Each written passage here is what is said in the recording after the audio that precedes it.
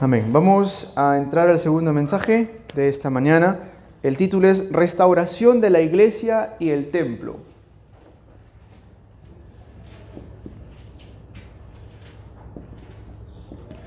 La restauración de la Iglesia y el Templo. Debemos no solamente restaurar el Evangelio, sino también restaurar la Iglesia y el Templo, ¿no? Que hoy en día también está en decaída, se están derrumbando muchas iglesias. Hace años atrás ya había una iglesia llamada la Catedral de Cristal, ¿no? Fue una iglesia que fue comprada por, yo creo que millones de dólares. Muy hermosa, muy bonita la Catedral de Cristal. Han predicado grandes predicadores allí. Sin embargo, hoy en día, quien es dueño de esta iglesia, si no me equivoco, es la Iglesia Católica. Llegó a bancarrota, era una iglesia evangélica, llegó a bancarrota y lo compró la Iglesia Católica, ¿no? Entonces, eso sucede a nivel mundial. En Europa hay iglesias que antes funcionaban como iglesias, pero ahora, por ley, miren, por ley no pueden derrumbar el templo, no pueden derrumbar la iglesia, es por ley. Pero ¿qué pasa? Puede funcionar como bar. Entonces, lo han convertido en bares temáticos, ¿no? El bar se llama el templo, ¿no? Ese es el nombre, o el bar se llama la iglesia, ¿no? ¿Qué sucede a nivel mundial? En el momento fueron iglesias, pero hoy en día funcionan como algo completamente diferente a lo que era su intención. Entonces nosotros somos llamados para restaurar estas iglesias y también estos templos. Y de eso vamos a estar hablando en el primer mensaje. Vamos a ver la introducción. La introducción. Algo muy importante, la unanimidad. La unanimidad es muy importante, algo que la iglesia primitiva tenía. Ellos cuando se reunían, dice la Biblia, y eran unánimes y perseveraban unánimes. Esa palabra constantemente sale. Tenían esa unanimidad. Eran unánimes en el Evangelio, eran unánimes en la obra del evangelismo. Cuando ellos empezaban a ser unánimes, ¿qué sucedía?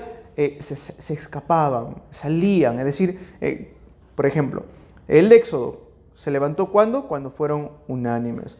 Se levantó la obra de salir de Babilonia ¿cuándo? Cuando eran unánimes. La iglesia primitiva formó unanimidad en el Evangelio y cambiaron el mundo, cambiaron Roma enteramente. Ya no más eran esclavos de Roma, sino cambiaron todo Roma, ¿no? Ya no más era una colonia de Roma, sino que cambiaron todo Roma, ¿no?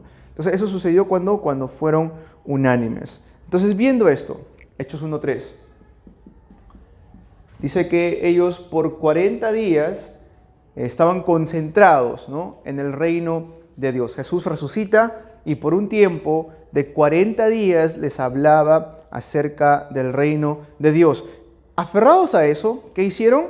Se reunieron en Hechos 1:14 y perseveraban, sale la palabra, unánimes en oración y en ruego. Perseveraban unánimes en oración y en ruego. Perseveraban en la oración. ¿Y qué sucede en Hechos 2:42?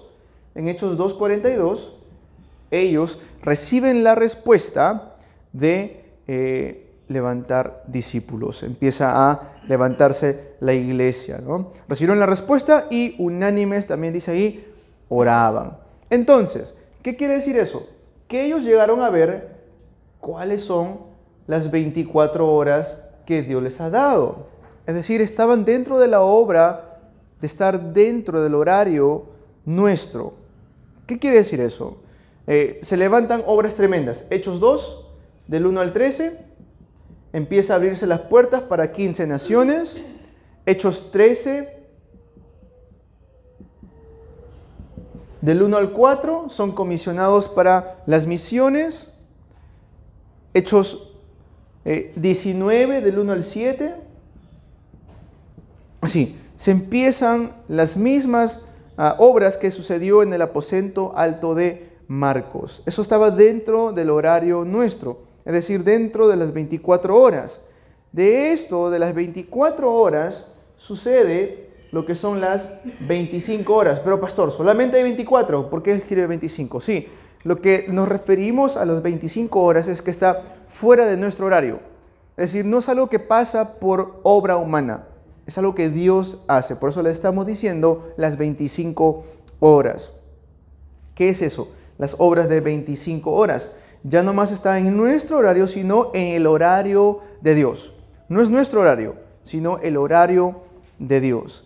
¿Qué sucede allí? En el horario de Dios, Pablo dice en Hechos 19:21, me es necesario ver también Roma.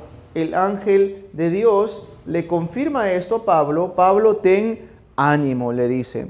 Y luego, nuevamente le dice el ángel en Hechos 27:24, Pablo, no temas, porque es necesario que compadezcas ante el César. Entonces ya no es el horario de Pablo, sino el horario de Dios. ¿No? Esto no va a ser en tu horario, sino en el horario de Dios. Y como dice claramente en Romanos 16, del 26 al 27, lo que fue oculto desde tiempos eternos, dice la Biblia, ¿no? Y que ha sido manifestado ahora. Si queremos entender mejor lo que son las 25 horas, lean esto, Romanos 16, del 25 o el 26 al 27. Ahí sale lo que fue oculto desde tiempos eternos, ¿no? Pero que ahora ha sido manifestado. Ok, no estaba en nuestro horario, estaba en el horario de Dios. A eso nos referimos con las 25 horas. Y luego veremos lo que es la eternidad. Vamos a ver lo que es eterno. Vamos a empezar a ver que ellos formaron unanimidad en estos puntos. Entonces es ahí cómo realmente es la manera de cómo nosotros debemos vivir y caminar delante de Dios. Ustedes que son líderes, remanentes, diáconos, diaconisas, ustedes deben aferrarse a este poder. ¿Cómo yo debo vivir delante de Dios? ¿Cómo puedo yo estar delante del Señor para poder restaurar las iglesias y el templo? Aferrados a esta promesa. Mis 24 horas se levantan las obras del Espíritu Santo. Mis 25 horas no es mi horario, es el horario de Dios. Y luego veremos unas respuestas que son eternas. Respuestas eternas, como es también la palabra de Dios. Entonces, ¿qué sucede? Las iglesias y el templo se están cerrando. Las iglesias, templos, ya están cerrándose. Hay muchos de estos, ¿no? Donde a nivel mundial se están cerrando templos y las iglesias. Ahora, las iglesias que quedan, normalmente son las iglesias de idolatría, estas iglesias que comúnmente conocemos de repente al costado de una comisaría, al costado de la municipalidad, hay una iglesia católica. Son las iglesias que todavía quedan. Y si queda alguna iglesia histórica, ¿qué sucede? Lo usan como una atracción turística. O sea, no es una iglesia que tiene esencia, me refiero a eso, ¿no? Es decir, claro, hay una iglesia, pero ya es una iglesia que es solamente una atracción turística. La gente no va a ir para escuchar el evangelio, va a ir para tomarse fotos, va por decir, ¿no? Mira, yo estuve en esta iglesia. No van por el propósito original de la iglesia, sino simplemente como algo histórico o turístico. Y si hay iglesias, lo que no hay, es decir, ya, digamos que sí hay una iglesia, pero ¿qué es lo que no hay? Obreros. No hay obreros. Entonces, poco a poco va muriendo esa iglesia. ¿Por qué? Porque no hay obreros o pastores que puedan predicar el evangelio. Por eso, nuevamente les digo, debemos formar unanimidad y salvar estos campos. ¿Amén? Formar unanimidad y salvar estos campos. Y luego, lo que sucede, le dije, las iglesias están cerrando y también los santos, es decir, nosotros como hijos e hijas de Dios, la congregación, los congregantes, ¿no? A eso le decimos los santos. ¿Qué sucede con los miembros de la iglesia, los pastores? No solamente los miembros, sino también los pastores de la iglesia, ¿no? ¿Qué está pasando con ellos? Veamos. Ahora también los miembros de la iglesia viven como si su vida de fe es un trabajo de tiempo medio, ¿no? O sea, no, su vida de fe no es su totalidad, no están dando todo el corazón para su vida de fe o para el Evangelio, sino que la vida de fe es su trabajo de medio tiempo. Es parte de, pero no es en su totalidad su vida. No solamente eso pasa con los miembros de la iglesia, sino también con los pastores. ¿Ok?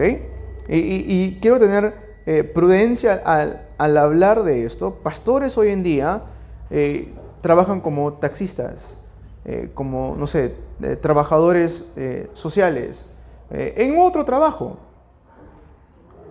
Cuando en realidad deberían dedicarse enteramente, si soy llamado para la obra de Dios, debería dedicarme enteramente a la obra de Dios. Quizás alguien que escuche este mensaje, algún pastor me va a criticar por decir esto. Va a decir, tú dices eso porque no. No. Si me tengo que morir de hambre como hijo, pastor de Dios, pues me muero de hambre. ¿Pero qué? ¿No es importante también sostener a tu familia? Sí, pero yo confío en que Dios va a sostener mejor mi familia que yo. ¿Amén? Es decir, cuando yo me quiero tomar ese papel de decir, yo voy a mantener, yo voy a hacer, entonces, ¿qué hago? Dejo una parte de mi vida de fe y me dedico también a las cosas del... ¿Y qué hay? No hay concentración en el ministerio. Y cuando no hay concentración en el ministerio, ¿qué sucede? Empieza a decaer la iglesia. Y por eso hoy en día hay tantas iglesias que están cerrándose. ¿Amén? Quiero decir esto con mucha prudencia para los pastores que me escuchan de repente mediante las redes sociales. Sí, está bien, pueden trabajar, pero si Dios me ha llamado al ministerio como pastor, entonces me debo dedicar mi vida entera al pastorado. Eso es algo histórico, ¿okay? Es algo histórico. Las personas que se dedicaban al pastorado lo hacían de todo corazón, con todo el corazón. Así ellos eran perseguidos, así ellos eran amenazados de cárcel, de muerte, algunos eran mártires, pero permanecían como lo que Dios les había llamado. Amén. Y también ver el futuro. ¿Qué es el futuro que se aproxima? Se están levantando hoy en día muchos problemas mentales. Cuando hablo de problemas mentales me refiero a eso, a lo que vemos en el día a día en las noticias, feminicidios, a hombres perversos que quieren dañar a un niño o una niña y lo hacen a tal punto de destrozar completamente a un pequeño. Es un problema mental, ¿no? que por origen tiene el problema espiritual, ¿no? Pero el futuro es que eso va a ir incrementándose. Porque antes, sean ustedes testigos, ustedes estarán de acuerdo conmigo, no lo sé, pero antes no era tanto así. De verdad que no era tanto así. Pero hoy en día está incrementando más y más los problemas mentales. Por eso Dios nos ha llamado el día de hoy aquí para poder dar restauración al Evangelio, para poder dar restauración al templo y a la iglesia. Amén. Vamos a ver el desarrollo.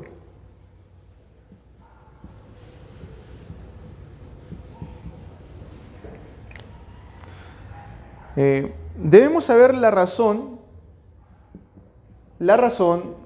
por la cual yo debo arriesgar mi vida, ¿no? Entregar completamente mi vida, arriesgar mi vida. Yo debo saber la razón por la cual debo hacer eso. ¿Por qué? La iglesia primitiva, ellos arriesgaban sus vidas, pero no lo hacían porque, yo soy valiente. No es que, tenían, qué valientes eran la iglesia primitiva. No, sino que ellos sabían la razón por la cual debían ellos arriesgar su vida. No era simple valentía, o como otros lo habrán visto en ese tiempo, es locura, ¿no? Por eso Pablo decía, esto es locura para los que se pierden, ¿no? Para los que no conocen el Evangelio. Pero ellos conocían muy bien la razón por la cual ellos debían arriesgar sus vidas para el Evangelio. Veamos ejemplos bíblicos dentro de este punto. Jetro. Jetro. Está aquí el anciano Jetro. Viene Moisés y le dice a Jetro, me quiero casar con tu hija.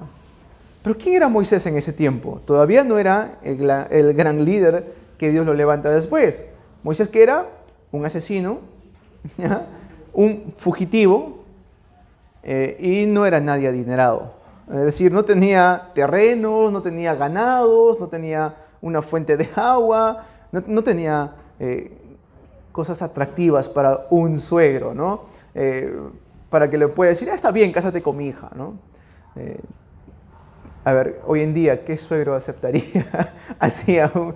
Si viene su hija, papá, me quiero casar. ¿Quién es? Bueno, es un fugitivo, un asesino y no tiene mucho que ofrecerte. Pues hija, si te hace feliz está bien. Muchos lo dudo que digan, cásate nomás con él. Pero Jetro fue completamente diferente. ¿Por qué? Conocía la razón.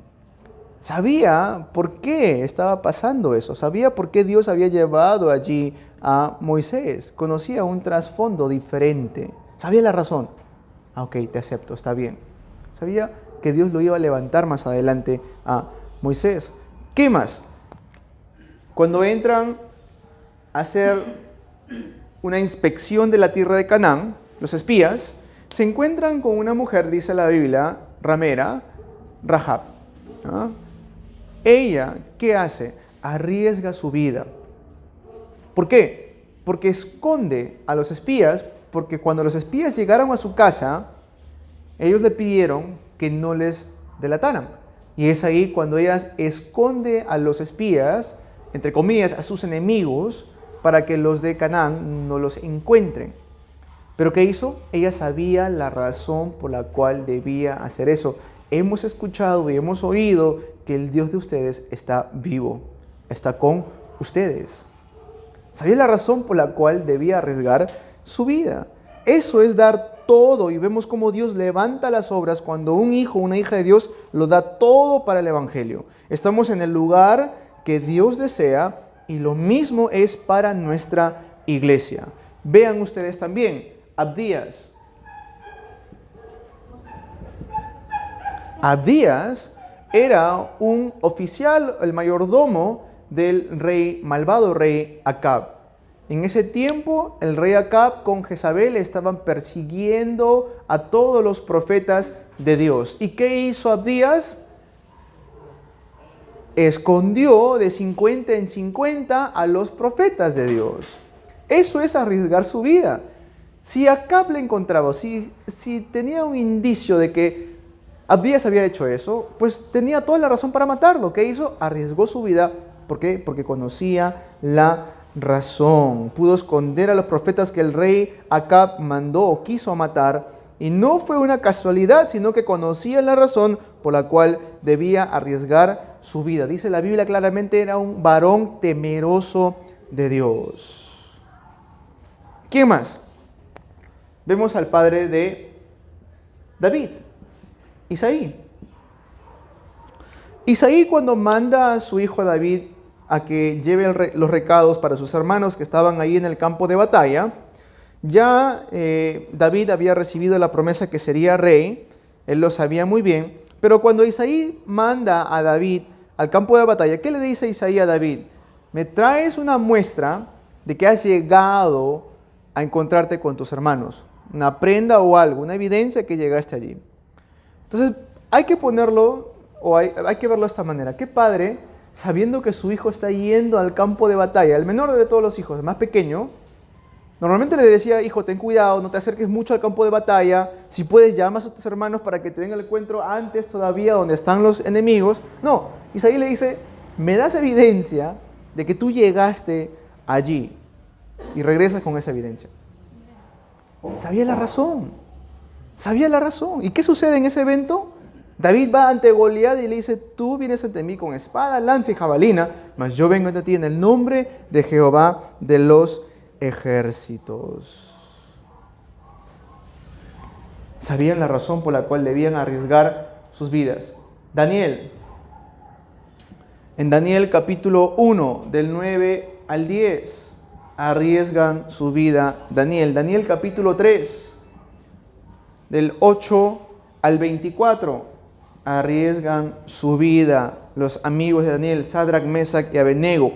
Daniel 6, del 10 al 20, también arriesga su vida. Levantan el edicto, no ores, no adores a otro Dios. ¿Qué hace Daniel? Va a su cama, a su cuarto, como solía hacer, 3 veces al día, comienza a orar. arriesga su vida, pero no, como le digo, no es por valentía simplemente, no es que era un hombre desafiante, un hombre de carácter fuerte, no, sino que él conocía la razón. ¿Okay? Eso es muy importante. Esther 4, del 1 al 14. ¿Qué dijo Esther? Si perezco, pues que perezca. Es decir, si muero, pues muero. ¿No? Sabía la razón por la cual ella debía arriesgar su vida. Entonces, si queremos nosotros levantar, restaurar los templos, la iglesia, primero debemos saber la razón por la cual mi vida debe ser puesta para eso. ¿Amén? ¿Por qué? Porque muchas veces al querer restaurar el evangelio, al querer restaurar el templo, las iglesias, lo que puede venir son persecuciones, nos puede venir amenazas, ¿no? Sucede esto siempre. Entonces tenemos que estar dispuestos nosotros a hacerlo, pero no es una valentía ciega, sino sabiendo y conociendo la razón por la cual estamos arriesgando nuestras vidas. Ellos fueron figuras usadas en Babilonia. Daniel, Sadrac, Mesac, Abednego, Esther arriesgaron sus propias vidas, y no solamente fueron ellos, sino que también Hechos 1:14, la iglesia primitiva lo hizo de la misma manera. Perseveraban unánimes en oración y en ruego, y María, juntamente con los hermanos, todos estaban ahí presentes. Amén. En un lugar donde estaban constantemente amenazados de muerte, constantemente amenazados de prisión, ellos aún así arriesgaban sus vidas para poder estar reunidos allí. Condenados a muerte, se reunían. Aún así iban a la iglesia. Entonces, veamos la iglesia actual. Uy, está nublado hoy. Creo que después voy a la iglesia. No, hoy no me siento muy bien, de repente más tarde me enfermo, mejor hoy día no voy a la iglesia. Es algo diferente, ¿no? Ellos no les importaba que morían, no les importaba que serían puestos presos o que les puedan pegar, ¿no? Y aún así estaban dentro de la iglesia, ¿no? Arriesgando sus vidas. Es muy diferente a la iglesia contemporánea, donde, no estoy hablando de esta iglesia, pero donde al miembro de la iglesia se le quiere tratar como un cliente, ¿no? Y cuando Jesús discipulaba a sus discípulos, no los trataba como clientes, los trataba como discípulos. ¿Amén? Entonces, a eso vamos. Debemos saber la razón por la cual nuestra vida tiene que ser dada para el evangelio. Y ahí vemos que empiezan a levantarse las obras. Hechos 11:19 dice lo siguiente, Hechos 11:19, se los leo, dice: ahora bien, los que habían sido esparcidos a causa de la persecución que hubo con motivo de Esteban, pasaron hasta Fenicia, Chipre y Antioquía, no hablando a nadie la palabra, sino solo a los judíos. Gloria al Señor. Entonces, ¿qué sucede? Ya sabían que debían arriesgar su vida y empiezan a predicar el evangelio, llegan hasta Antioquía y se levanta más adelante Romanos 16, 23, dice la Biblia que estos frutos más adelante llegan a ser hospedadores de los perseguidos por el evangelio. Tremendo, ¿no? Sabían la razón. Ellos hospedaban a estos que eran fugitivos, perseguidos por los judíos. ¿Por qué? Porque sabían la razón. Punto 2. Restaurar la iglesia.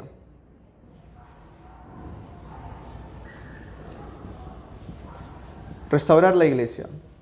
Cuando hablamos de restaurar la iglesia, ¿cuál es el núcleo de restaurar la iglesia? La iglesia es el modelo del cielo, es el modelo celestial. Es decir, en la iglesia nosotros tenemos un modelo de lo que será más adelante el cielo. No en su totalidad, no en perfección, obviamente, pero en el cielo, por ejemplo, no hay equipos, ¿no? No hay equipo A, B, C, ¿no? No hay equipo rojo, azul, ¿no? Eso no hay en el cielo. Entonces tampoco debería haber equipos dentro de la iglesia, sino que tenemos que ser todos unánimes, unanimidad, ¿no? En el cielo no hay ideologías, ¿no? No hay partidos, ¿no?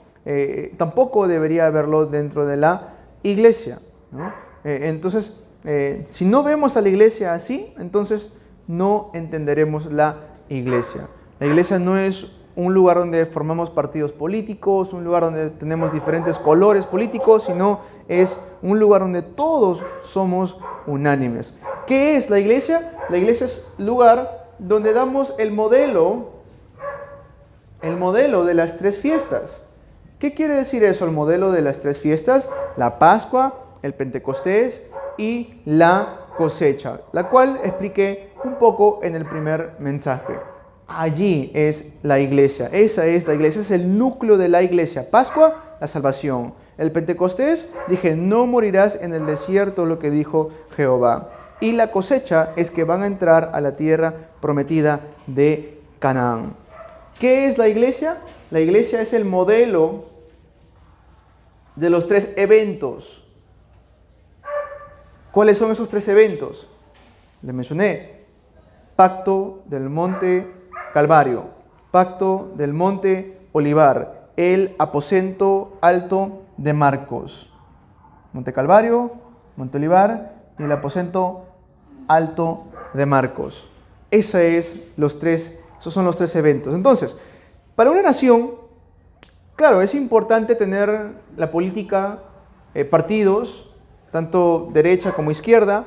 ¿Por qué? Porque si en un determinado momento está en poder el partido de derecho, entonces el partido izquierdo sirve como fiscaliza al partido, ¿cierto? Eso es saludable para una nación, pero no para la iglesia. Es decir, en la iglesia no hay estos partidos políticos de un lado derecha, otro lado izquierda, ¿no? Sino que todos somos unánimes. Amén, esa es la palabra que quiero transmitir hoy. Unanimidad. Que todos tenemos un corazón. Todos damos todo el corazón. Amén, esa es la iglesia. Muy importante entenderlo de esta manera. En el mundo, claro, eso es de partidos, a veces pelean, lo arreglan. La iglesia no es así. Es un modelo de la familia del cielo, es la reunión del pueblo de Dios. Tenemos una sola cabeza, Cristo. Él es nuestro líder, Él es nuestro verdadero rey, profeta, sacerdote. A Él seguimos. Amén. Esa es la iglesia. 3. Antes de entrar al punto 3, quiero que comprendamos, restaurar la iglesia es restaurar el modelo del cielo. Amén. Eso es. Ahora, restaurar el templo.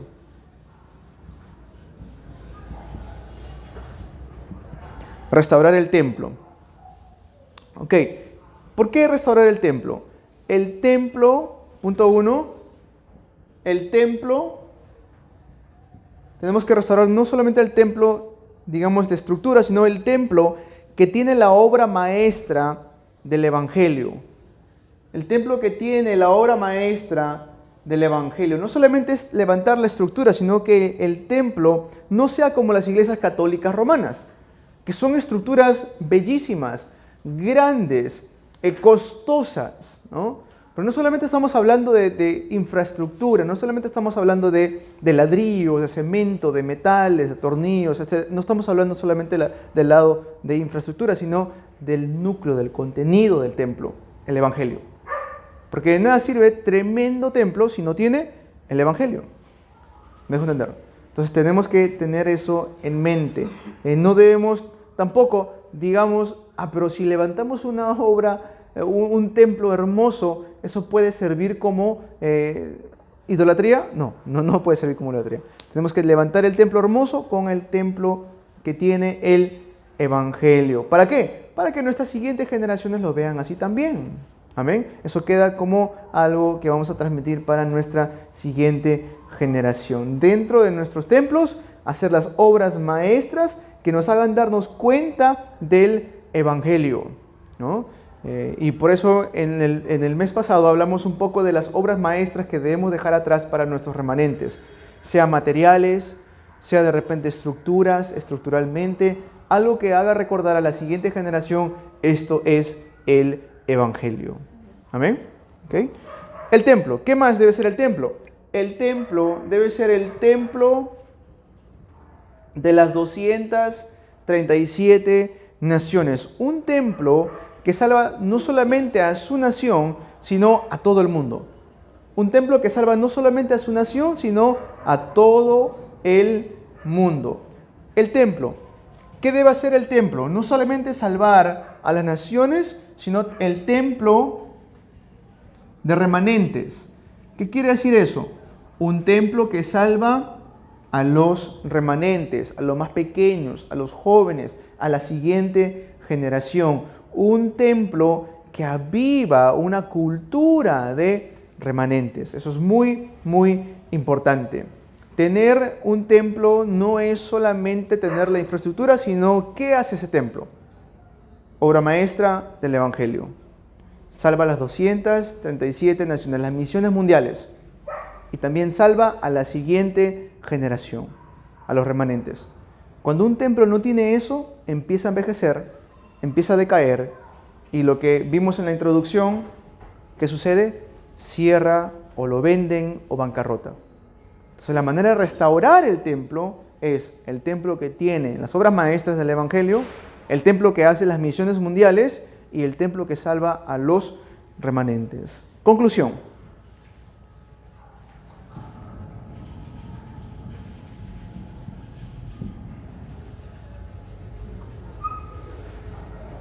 Para salvar la iglesia y el templo, vamos a hacer batalla espiritual. Para salvar las iglesias y a los templos, vamos a hacer batalla espiritual.